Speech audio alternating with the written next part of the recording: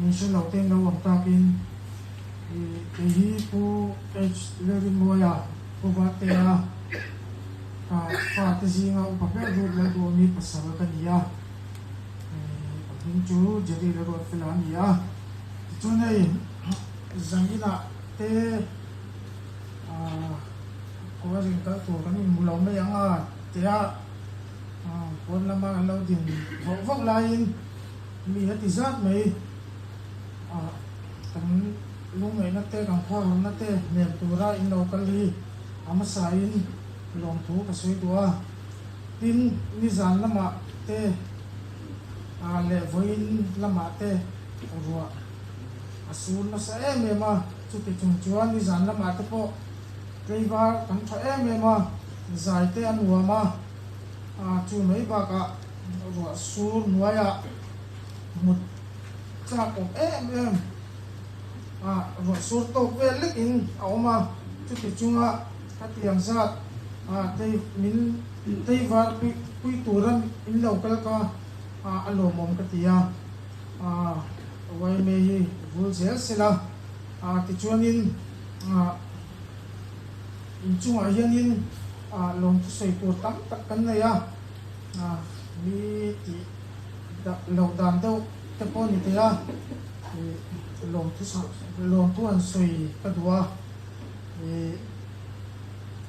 lom thu lo chu soi tur kan se lo ani pe ni chuan in chunga kan lo ma chu ba ka ai zamina te Christian chalai polin sport te la nei le dona chu ti chung chuanin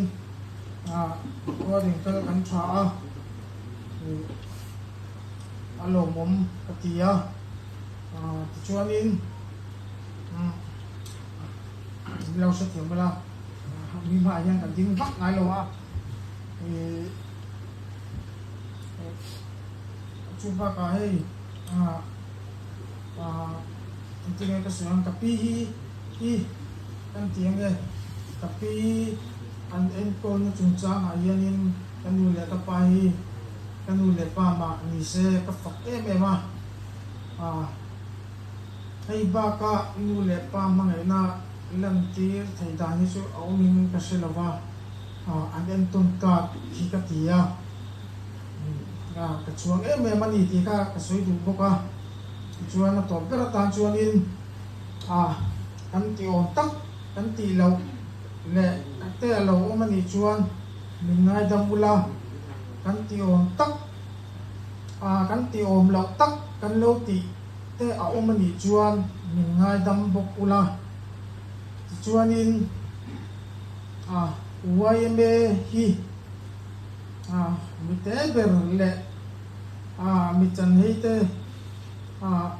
su dual tu ani Asia ila zanina rangkal te pon kausan le YMA hi akal kop the yani ti Asia ila YMA hi ibel ta tangu ita kasoi du ani kalome